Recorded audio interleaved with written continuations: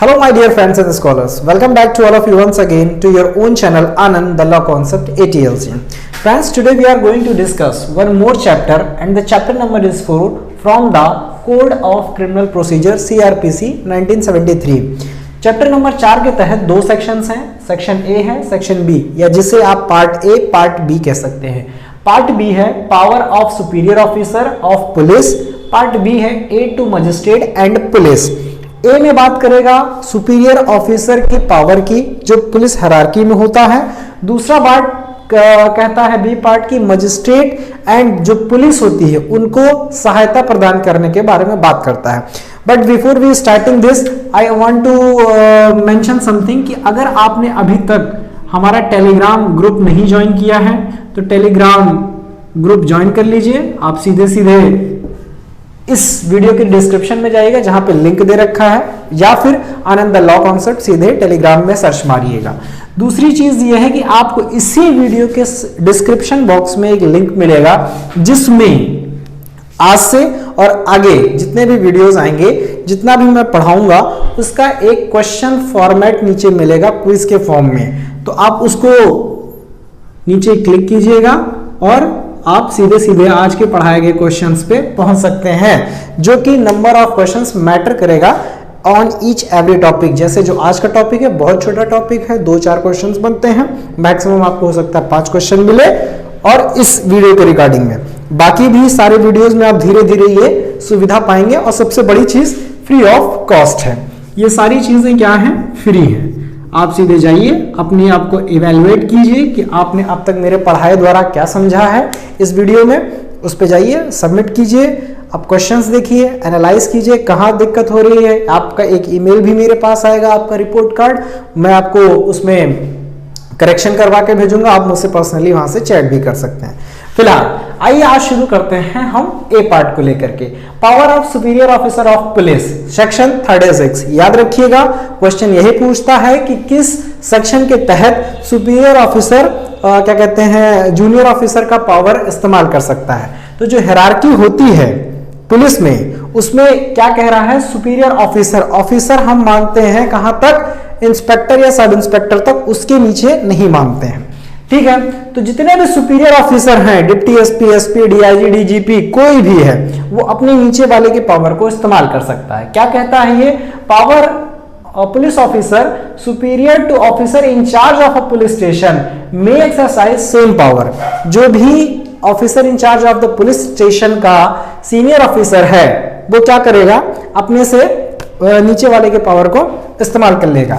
1 minute के लिए hierarchy समझिएगा। मान लेते हैं डीजी, आईजी, फलाना धमाका, नीचे तक आते आते inspector and sub inspector SI rank के तक पहुंच गए, तो डीवाईएसपी भी कर लीजिए।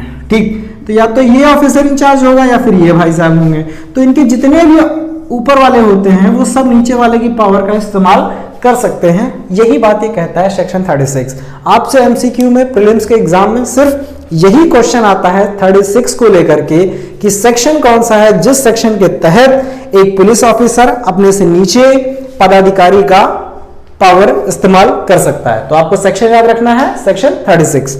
फाइन, अब बात करते हैं बी पार्ट की, aid to magistrates and police. देखिए हम सबके ऊपर एक मोरल ऑब्लिगेशन या फिर एक लीगल ऑब्लिगेशन है, पूरा करते हैं या नहीं करते हैं वो एक अलग मैटर है, लेकिन ये ऑब्लिगेशन लगाया गया है कि कोई भी घटना होती है या फिर किसी प्रकार की सहायता चाहिए होती है पुलिस को या मजिस्ट्रेट को, तो हमको उसको प्रोवाइड करना पड़ता है। ठीक, यहां पे जो पहला सेक्शन है सेक्शन 37, वो ये बात कहता है कि public when to assist magistrate and police. कब पब्लिक मजिस्ट्रेट की और पुलिस की सहायता करेगी, तो ये कहता है every person is bound to assist magistrate and police. कब वो बाउंड होगा, taking preventing the escape of any person, किसी को पकड़ना है या किसी की एस्केप को प्रिवेंट करना है, मतलब वो भाग रहा है, भगौड़ा होना चाहता है, तो मजिस्ट्रेट की आप सहायता कर सकते हैं या पुलिस ऑफिसर जो भी वहां पे मौजूद है। सेकेंड है prevention suppression of any breach of peace, किसी भी प्रकार का प्रिवेंशन है वहां पे कि भाई ये भाई साहब जो है ब्रीच कर सकते हैं और पुलिस को सहायता चाहिए या मजिस्ट्रेट को सहायता चाहिए, तो आपको उसको प्रदान करनी पड़ेगी। ये बात कहता है prevention suppression of any breach of peace, किसी प्रकार के, ठीक। अगर वो आपसे कह देता है कि आपको यहाँ पे खड़ा होना है, कुछ लोग आएंगे, आपको रेसिस्ट करना है, इस सिटी पे कुछ ऐसा ना होने पाए जहां जिसकी वजह से ब्रीच ऑफ पीस हो, तो आपको खड़ा होना पड़ेगा। अगर सूचना मांग रहा है तो आपको सूचना देनी पड़ेगी, यही ये बात कहता है। कुछ नहीं पूछेगा, डिस्क्रिप्शन में मैं समझा रहा हूं क्योंकि ये सेक्शन है, लेकिन आपसे सीधे सेक्शन नंबर पूछेगा या फिर ये 3 कंडीशंस दे देगा, इनमें से एक एक्स्ट्रा दे रखा रहेगा, कहेगा कौन सा 37 के तहत नहीं आएगा, आपको वही ऑप्शन पहचान लेना है, टिक मार देना है, ठीक। तीसरा बात कहता है prevention of injury to railway, canal, telegram और एनी पब्लिक प्रॉपर्टी, टेलीग्राफ और एनी पब्लिक प्रॉपर्टी, ठीक। तो आपको 3 चीजें ध्यान रखनी है। पहला, किसी का भागना या किसी को पकड़ने में आप मजिस्ट्रेट की सहायता कर सकते हैं। दूसरा, prevention and suppression breach of peace को लेकर के है। और तीसरी पॉइंट है किसी भी पब्लिक प्रॉपर्टी के नुकसान होने पर या नुकसान होने वाला है, आप उसके लिए असिस्ट करेंगे क्या कहते हैं मजिस्ट्रेट एंड पुलिस को। सेक्शन 38 कहता है aid to person other than police officer executing warrant. अगर कोर्ट ने किसी को वारंट दे रखा है, वारंट केस जब मैं पढ़ूंगा तो बताऊंगा आपको, पढ़ाऊंगा तो बताऊंगा, सॉरी, तो हालांकि पढ़ा हुआ है शायद मैंने इस पे, आप वारंट ट्रायल देखिएगा मजिस्ट्रेट के सामने तो वहां पे आपको मिल जाएगा, ठीक। तो क्या कहते हैं, हाँ, यहाँ पे ये मैं कह रहा था कि जो कोर्ट होती है वो किसी को भी वारंट इशू कर सकती है कि भाई ये काम करना है या इस बंदे को पकड़ के लेके आना है, लेके आइए। जरूरी नहीं कि वो पुलिस ऑफिसर ही हो।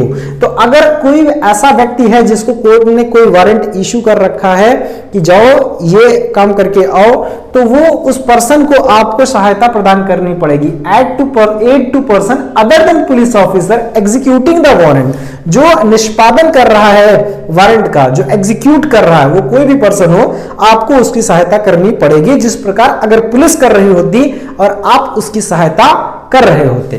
खैर, next one is section 39। Section 39 कहता है public to give information of certain offences. Certain offences की आपको पुलिस की संसूचना या सूचना देनी पड़ेगी, ये बात कहता है। इस पे भी प्रीलिम्स में आपको सीधे सेक्शन आएगा या फिर आप जब ये फ्री वाला क्विज सॉल्व करेंगे जिसमें कि कई सारे आयोगों द्वारा क्वेश्चन पूछे गए होंगे या फिर कोई नया क्रिएटिव क्वेश्चन नजर आ रहा होगा, तो वो आपको इसमें मिलेगा। तो यहां पे भी आपको सीधे सेक्शन पूछेगा, किस सेक्शन के तहत हम पब्लिक जो होती है या फिर हम लोग आम जनता को इंफॉर्मेशन पुलिस को देनी चाहिए सर्टेन ऑफेंसेस की। तो आप सेक्शन याद रखिएगा, सेक्शन 39 है, ठीक। अभी कहता है एवरी पर्सन अवेयर ऑफ, किस बात का अवेयर हो उसको, कमीशन ऑफ और intention of any other person to commit offence under IPC. और नीचे एक लिस्ट दी है जो कि मैं आपको समझाता हूं। तो यहां पे हर एक पर्सन जो कि या जानता है कि कोई कुछ करने वाला है या फिर किसी का इंटेंशन है, किसी अन्य का इंटेंशन है कुछ ऐसा खराब करने का, तो उसकी सूचना किसको देगा, पुलिस को देगा या मजिस्ट्रेट को देगा। और एक बात और, अगर वो सूचना के तहत वो बंदे पे कोई चार्ज नहीं बन रहा है, कुछ ऐसा नहीं लग रहा है कि यहां कुछ हो रहा है, तो उसका जो क्या कहते हैं बर्डन ऑफ प्रूफ होगा कि आपने किस बिहाफ पे पब्लिक इंफॉर्मेशन दिया है, वो उसी बंदे पे होगा जिसने इंफॉर्मेशन दिया है कि उसको ऐसा क्यों प्रतीत हुआ या फिर क्यों लगा कि कुछ घटित होने वाला है, ठीक। इतना बात समझ में आया, चलिए बहुत अच्छी। अब जो सेक्शन 39 के तहत दे रखा है आईपीसी के ऑफेंसेस को डिफाइन करता है, वो ऑफेंसेस कुछ इस प्रकार है, कहता है, आप बेरक खोल लीजिएगा, कहता है कि सेक्शन 121 से लेकर के सेक्शन 126 तक, जिसमें कि इन्वॉल्व है ऑफेंस अगेंस्ट द स्टेट, जिसमें वेजिंग वार होगा, राजद्रोह होगा, सीडिएशन वगैरह होगा, ये सारी चीजें हैं। नेक्स्ट कहता है कि section 143 to 148 offences against public tranquillity, जिसमें कि आप अनलॉफुल असेंबली वगैरह लेके आएंगे, अनलॉफुल असेंबली के में डेडली वेपन्स वगैरह कुछ ऐसा उपद्रव करते हैं, तो वो सेक्शन इसके तहत आएगा। थर्ड पार्ट कहता है 161 to 165 offence relating to illegal gratification, ठीक है, हिंदी में है परितोषण से संबंधित। और जो इसका चौथा सेक्शन मतलब पॉइंट लिखा हुआ है सेक्शन 272 टू 278, वो अब आईपीसी में नहीं है, बेसिकली फूड एडल्ट्रेशन एक्ट पूरा अलग बना दिया गया है, तो ये उसमें नहीं रखा गया है। हो सकता है आपसे एमसीक्यू में ये पूछ ले इनमें से कोई ऑफेंसेस दे करके कि कौन सा सेक्शन 39 के तहत आएगा या नहीं आएगा। हालांकि इतना डीप अभी क्वेश्चन नहीं बनता है, ठीक है। सिर्फ जो मेजर ऑफेंसेस हैं उनको लेकर के क्वेश्चन खड़ा करता है, लेकिन चुटुक पुटुक वाले क्वेश्चंस को नहीं उठाता है। सेक्शन 302, 303, 304 आपको पता है, पनिशमेंट ऑफ मर्डर है, कल्पेबल होमिसाइड है, नॉट अमोंटिंग टू मर्डर, ये सारे सेक्शंस हैं। फिफ्थ ए कहता है 364A जो कि किडनैपिंग फॉर रैंसम मनी, फिरौती के लिए है। 382 चोरी के लिए, 382 प्रिपरेशन हर्ट, इनके दौरान जो भी घटनाएं होंगी, 392 टू 393, 392, 399 इंक्लूड, इसमें तो आप रॉबरी डकैती ये भी जानते हैं। 8th सेक्शन कहता है 409 criminal breach of trust by public servant होगा, 431 टू 439, इसमें आप जानते हैं नदी, तालाब, किसी पब्लिक प्रॉपर्टी को नुकसान पहुंचाना, लाइट हाउस वगैरह इसमें इन्वॉल्व होगा। ये आपके यहां लिखा है, लेकिन आईपीसी में आप खोलेंगे जब आपको सेक्शन से याद होते हैं तो आप फटाफट बोलेंगे। खैर 449 to 450 house trespass, lurking house trespass, lurking to by night, ये सारी चीजें उसमें आएंगी। लास्ट है इसमें 498 to 489 E offence relating to currency notes and bank notes, ये भी है, मैं इसके पॉइंट आपको बता चुका हूं। और यहां पे जो ऑफेंस की बात कह रहा है वो ऑफेंस चाहे इंडिया में हुआ हो चाहे बाहर होने वाला हो, includes any act committed at any place outside of India which constitute an offence if committed in India.